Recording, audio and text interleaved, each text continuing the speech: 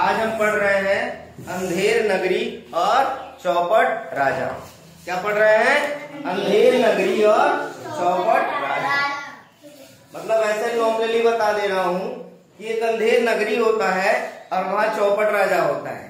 तो कैसे किसी देश का दुर्भाग्य होता है वो वहाँ के राजा और प्रजा पे निर्भर करता है। ठीक है। अब मान लो तुम्हारे घर में तुम्हारे घर का जो मालिक है वही गड़बड़ हो तो फिर क्या होगा? तुम्हारा घर चल पाएगा सही से? नहीं चल पाएगा। सेम थिंग इसमें भी है। क्या होता है इसमें? पात्र जो है तुम्हारे महंत है, नारायण दास है, गोवर्धन है, कुजड़िन है जो सब्जियां बेचती है, हलवाई है, राजा है, फरियादी है, कल्लू है, कारीगर है, चूने वाला है और भिस्ती है, कसाई, गड़ेरिया, कोतवाल, पहला सिपाही, दूसरा सिपाही। ठीक है। अब देखो जो हमारे सामने आता है पहला दृश्य, उसमें क्या करते हैं कि जो महंत है अपने दो शिष्यों से बातचीत करते हुए जाते हैं। ठीक है। अब महंत क्या कहते हैं? बच्चा नारायण दास देखो तो यह दूसरे नगर में बड़ी सुंदर दिखाई पड़ता है। ठीक है। कुछ भिक्षा मिल जाए तो भगवान का भोग लगा लेंगे। ठीक है। अब नारायण दास कहते हैं गुरु जी महाराज नगर तो सचमुच सुंदर है, ठीक है, पर भिक्षा भी अच्छी मिले तो मजा आ जाएगा। भाई पहले के टाइम तो ऐसा होता नहीं था कि गुरु लोग बैठे हैं कोई लाके पैसा दे दिया, भिक्षा ही मांगते थे, भिक्षा ही मांगते थे। ठीक है। अब गोवर्धन दास जी कहते हैं, गोवर्धन दास जी कहते हैं, गोवर्धन दास जी क्या कहते हैं?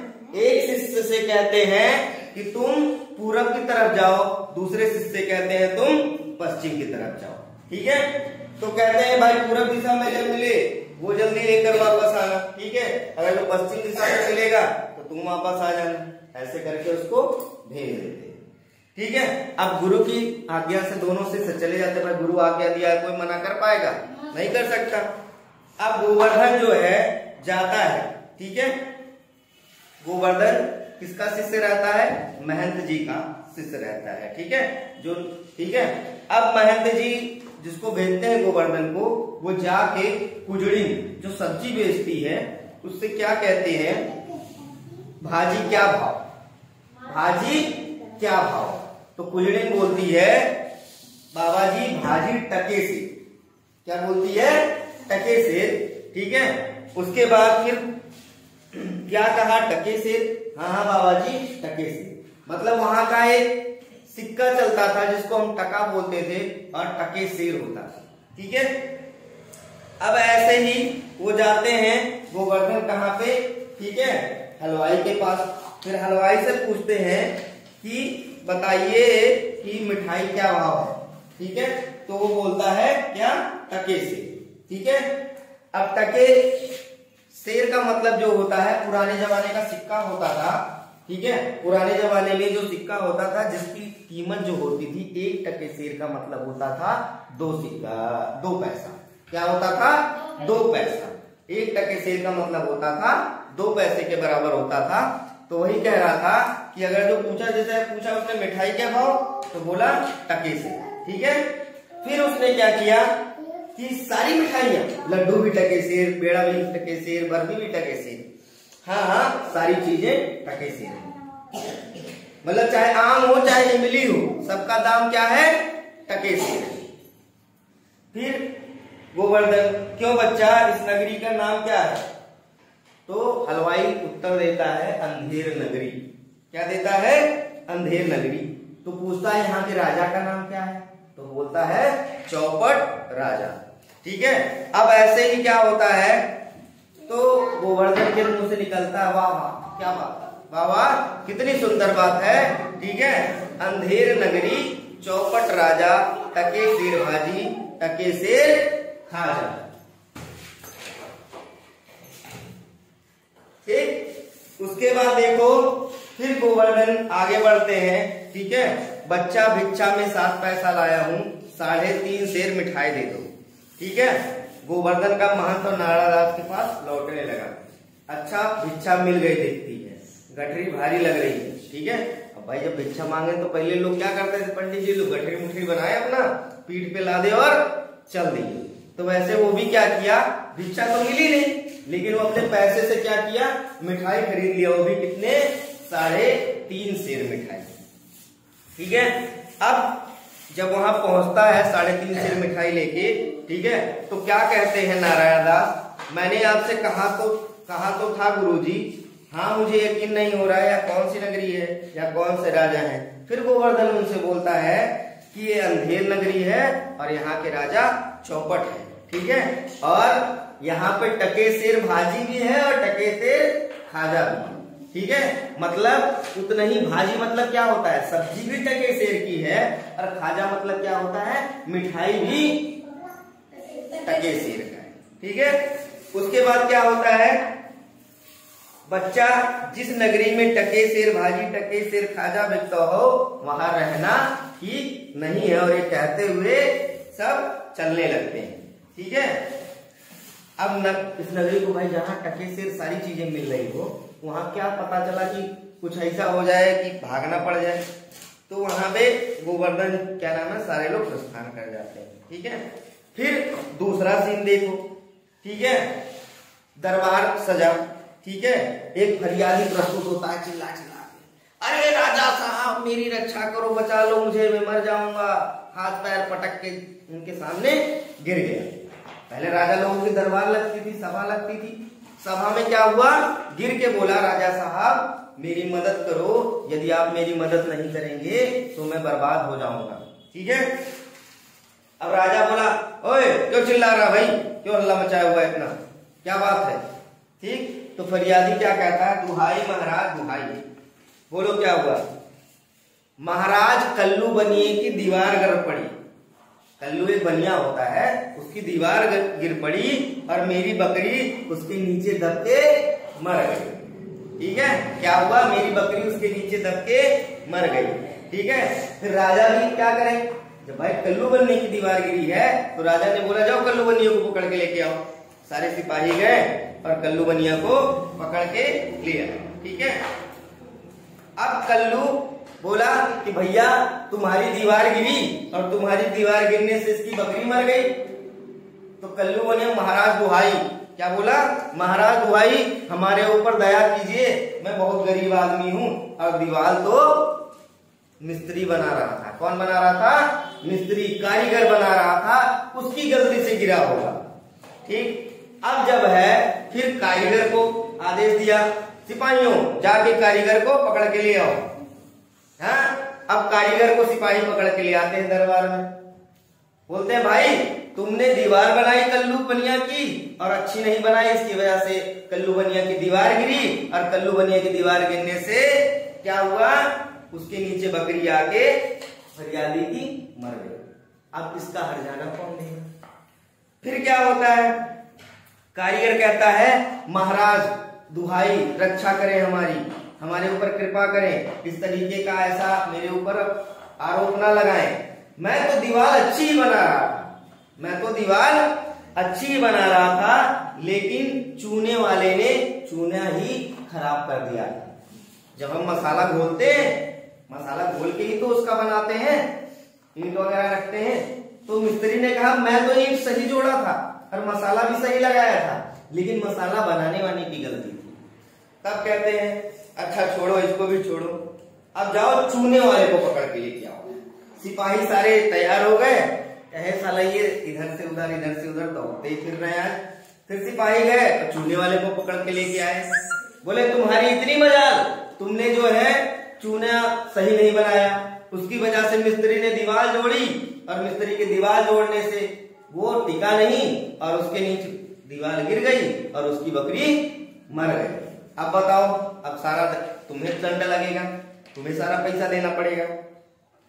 फिर चूने वाला चिल्लाने लगा महाराज इसमें मेरी कोई गलती नहीं है, इसमें भ्रिष्टी की गलती है, जो चूने में पानी ज्यादा डाल दिया। तुमने देखा होगा कि जब हमारे घर की दीवार बनती है तो दीवार की जुड़ैया जो रहती है वो मिस्त्री करता है, जो मसाला बनाने वाला होता है वो अलग होता है, जो पानी डालने वाला होता है वो अलग होता है। तब उसने कहा भिस्ती ने क्या, चूने वाले ने कहा कि महाराज भिस्ती ने चूने में पानी ज्यादा डाल दिया था, इसीलिए मसाला बह गया और दीवार कमजोर रही और गिर के इसकी बकरी मर गई। ठीक है, राजा ने बोला जाओ भिस्ती को पकड़ के लेके आओ। फिर भिस्ती पकड़ के ले आए। भिस्ती भी खड़ा था, वो बेचारा दंड बैठक, महाराज क्षमा करें, हमारी कोई गलती नहीं है। ठीक है, बोला क्या, बोला हुजूर मेरा दोष नहीं है, कसाई ने मशक इतनी बड़ी बना दी कि उसमें पानी ज्यादा आ गया। मशक होता था पहले के टाइम में हमारे पास बाल्टियां वगैरह नहीं होती थी, तब हम किसका यूज करते थे, लेदर का यूज करते थे, चमड़े का यूज करते थे। तुमने देखा होगा पुराने जमानों में चमड़े का एक बॉटल या बैग बनाया जाता था, जिसमें हम दूर दूर तक पानी लेके जाया करते थे। ठीक, उसके बाद क्या होता है, फिर वो बोलता है कि कसाई ने मशक इतनी ज्यादा बड़ी बना दी कि उसमें पानी अपने आप ही ज्यादा आ गया। ठीक है, अब देखो फिर परेशान हो। अब राजा बोले अब क्या करें, तो बोला गया अच्छा भिस्ती को छोड़ो और कसाई पकड़ के ले आओ। किसको पकड़ के ले आओ, कसाई को पकड़ के ले आओ। ठीक है, अब कसाई को पकड़ने गए सिपाही। और जब कसाई को पकड़ने गए तो कसाई को पकड़ के लाया गया। फिर कसाई क्या बोल रहा है, क्या रे कसाई तूने ऐसी मशक क्यों बनाई, राजा ने पूछा। बोला महाराज मेरी गलती नहीं है, गडेरिये ने टके की ऐसी बड़ी बड़ी भेड़ मेरे हाथ बेची, मशक अपने आप ही बड़ी बन गई। अब कसाई कह रहा मैं तो खाल उतारने वाला हूँ, मेरी कोई गलती नहीं है। अब मान लो बड़े जानवर की खाल आ जाएगी तो हमको तो बड़ा खाल देना ही पड़ेगा ना, मशक बड़ी बनानी पड़ेगी। तो बोला गडेरिये गलती है। तो बोला अच्छा जाओ इसको छोड़ो, इसकी भी गलती नहीं लग रही है, गडेरिये को पकड़ के ले आओ। अब ये सब गए गडेरिये को पकड़ने के लिए, गडेरिये को पकड़ के ले आए। और क्या रे गडेरिया बता ऐसी बड़ी बड़ी भेड़ क्यों बेची। गडेरिया बोला महाराज उधर से कोतवाल की सवारी घूम से आई और उसकी भीड़ में ध्यान नहीं रहा, मेरा कसूर नहीं है। महाराज ने बोला गडेरिये छोड़ दो, अब जाओ कोतवाल को पकड़ के लेके आओ। ठीक है, अब सारे सिपाही बोले कि कोतवाल को पकड़ के ले आए। क्या रे कोतवाल तूने सवारी इतनी धूम से क्यों निकाली कि गडेरिया घबराकर बड़ी भेड़ भेज दिया। ठीक है, अब कोतवाल महाराज मेरा कोई कसूर नहीं है, ले जाओ और कोतवाल को अभी फांसी पे चढ़ाओ। ठीक है, बोले महाराज कि ले जाओ और कोतवाल को तुरंत अभी फांसी पे चढ़ा दो, कुछ नहीं सुनना है। अब देखो इतना चल रहा था। अब जो गोवर्धन वहां पहले दृश्य में बेचारा रहा था, वो क्या लिया था, 3.5 सेर मिठाई लिया। तो 3.5 सेर मिठाई वो खात रहा। मिठाई खाते हुए महाराज नाहक के यहाँ रहने से मना कर दिया। अब यहाँ अंधेर नगरी के बहुत अजीब किस्म के हैं, पर अपने तो मजे हैं, अपने क्या लेना यहाँ के लोगों से। ठीक है, अब 2 सिपाही आते हैं, चल वे चल मिठाई खाकर मोटा गया है, आज मजा मिलेगा। 3.5 सेर मिठाई ली। कितनी ली थी। अब देखो क्या हुआ कि जब ये बात हुई कि भाई कोतवाल का तो दुबला पतला है तो उसका गला तो आएगा नहीं, क्योंकि फांसी का फंदा क्या है, बड़ा है। तो जैसे उसको चढ़ाते थे ढब्बे से नीचे गिर जाता। राजा परेशान। अब राजा ने बोला कि भाई ऐसा है फांसी का फंदा बड़ा है, अब कोई मोटा तगड़ा आदमी खोज के लेके आओ। ठीक है, फांसी किसको लगानी थी, कोतवाल को। फांसी किसे लग रहा था कोई मोटा तगड़ा आदमी। अब मोटा तगड़ा आदमी में कौन लिया था 3.5 सेर मिठाई, गोवर्धन। कौन, महंत जी का जो चेला था, शिष्य था, उसने लिया था। अब भाई गोवर्धन चिल्लाने लगा दुहाई हो दुहाई हो, ठीक है, मेरी बकरी से लेना देना, मुझे फांसी क्यों दिया जा रहा है। अब वो ना बकरी जाने ना कुछ जाने, वो तो भिक्षा मांगने आया था। बड़ा अंधेर है गुरुजी महाराज, आपने सबने ठीक कहा था। ठीक है, रोना चिल्लाना इनका चलता रहा, कुछ नहीं सुना और आगे बढ़ता गया। ठीक है, अब देखो आखिरी वक्त था, अब उनको फांसी दी जा रही थी। हाय मैंने अपने गुरुजी की कहना नहीं मानी, उसी का फल भोग रहा हूँ। ठीक है, ऐसे सब चिल्ला रहा था बहुत तेज अपने गुरुजी का नाम लेके। तब तक महंत जी क्या हुए, टपक पड़े। ठीक है, तो महंत जी बोले अरे बच्चा गोवर्धन तेरी ऐसी दशा क्यों हुई। ठीक है, गोवर्धन जी बोला, बात देख के अपने गुरुजी को रोने लगा, बोले महाराज मुझे बचाओ। ठीक है, फिर मतलब सारी चीजें बताए कि गुरुजी दीवार के नीचे किसी बकरी दब गई। ठीक है, इसीलिए मुझे फांसी दी जा रही है। आप ठीक कहते थे ये अंधेर नगरी है। ठीक है, महंत बच्चे चिंता ना करो। महान सिपाहियों से मुझसे कहा कि शिष्य को अंतिम उपदेश देना है, तुम लोग जरा किनारे आओ। ठीक है, सिपाही नहीं महाराज हम किनारे नहीं जा सकते, आप उपदेश दे दीजिए। सिपाहियों का हटना हुआ, गुरुजी का चेला कान में कुछ कहने लगा। ठीक है, तब तो मैं महाराज मैं ही फांसी पर चढ़ूंगा, अभी चढ़ूंगा। नहीं बच्चा हम बूढ़े हुए, हमको चढ़ने दो। ठीक है, उन दोनों ने कानों में आपस में कुछ बात की और बात करने के बाद अपने चेले को समझा दिया कि जैसे जैसे मैं कहूंगा वैसे वैसे तुम बोलना। अब महाराज जिद करने लगे कि हम फांसी पे चढ़ेंगे और गोवर्धन जिद करने लगा हम फांसी पे चढ़ेंगे। अब यह होने लगा साथ इसी में। ठीक है, अब जो जितने भी सिपाही थे वो आश्चर्यचकित हो गए। राजा पूछा अरे भाई क्या हो रहा है, क्यों लेट हो रहा है फांसी में। ठीक है, सिपाही कहा कि महाराज ये इनके गुरु हैं, ये कहते हैं हम फांसी चढ़ेंगे और ये इनका शिष्य ये कहता है मैं फांसी चढ़ूंगा। अब बताइए किसको फांसी चढ़ाया जाए। राजा ने पूछा गुरुजी बाबा आप भला क्यों फांसी पर चढ़ोगे। महंत तो बोला राजा इसी समय ऐसी शुभ घड़ी है। उसने कान में क्या बोला था कि हम राजा लोगों से राजा जी से बोलेंगे कि इस समय ऐसी शुभ घड़ी है कि जो मरेगा वो सीधे स्वर्ग जाएगा। ठीक है, सीधे इंद्रलोक जाएगा, इंद्र जी के पास अप्सराओं के पास जाएगा। अब देखो क्या हुआ, मंत्री क्या बोला, तुरंत कूद के सामने आ गया, बोला आप तुम दोनों ने हम चढ़ेंगे। मंत्री बोले कि हम चढ़ेंगे। तो गोवर्धन बोला अरे बाबा गजब की बात है, फांसी मुझे हुई है, हमें स्वर्ग जाना है, आप लोग लड़ रहे हो, हम जाएंगे, हम फांसी चढ़ेंगे, आप लोग बीच में कदापि ना आइए हमारे, जब हमें सजा मिली हम फांसी चढ़ेंगे, हम स्वर्ग जाएंगे। ठीक है, तो बोला कोतवाल भला हमारे होते हुए आप क्यों लटकेंगे। कोतवाल भी आके गया, बोला हमारे कारण ही तो दीवार गिरी, बकरी दबने का कारण जब हम हैं तो हमें ही फांसी चढ़ाया जाएगा। मतलब उधर गुरुजी बोल रहे हैं, उधर मंत्री बोल रहे हैं, उधर कोतवाल भी आ गए बोलने कि हम फांसी चढ़ेंगे। सबके सब चुप रहे थोड़ी देर तक। उसके बाद भला राजा जीते जीते कौन स्वर्ग जा सकता है। राजा बोले कि मैं राजा हूं, मेरे जीते जी तुम लोग कैसे स्वर्ग जाओगे। पहला हक किसी राज्य में राजा का होता है। क्या बोला, पहला हक किसी राज्य में राजा का होता है और ऐसी शुभ घड़ी में मैं मरूंगा तो सीधे स्वर्ग जाऊंगा। और ये तुम लोग छीन रहे हो मुझसे, ये सब तुम लोग मुझसे छीन रहे हो, जबकि इस राज्य में सबसे बड़ा कौन है, राजा है। ठीक है, अब सबके सब चुप, भाई राजा को कौन रोक सकता है। और गुरुजी बेचारे मुंह बंद किए खड़े कि कहीं हंसी ना निकल जाए। उनका शिष्य भी जो है मुंह बंद किए कहीं हंसी ना निकल जाए, सब पकड़े हैं। ठीक है, और उसके बाद राजा साहब पूरा तैयारी के साथ जाते हैं कि आज राज्य को पूरे उपदेश देते हैं कि हम जो है अब स्वर्ग जा रहे हैं, स्वर्ग से हम तुम लोग को देखा करेंगे, आज हमारी मुक्ति प्राप्त हो गई।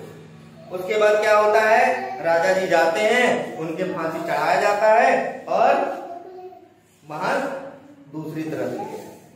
मतलब इसको क्या कहेंगे, इसीलिए कहा जाता है अंधेर नगरी चौपट राजा, टके शेर भाजी और टके शेर खाजा।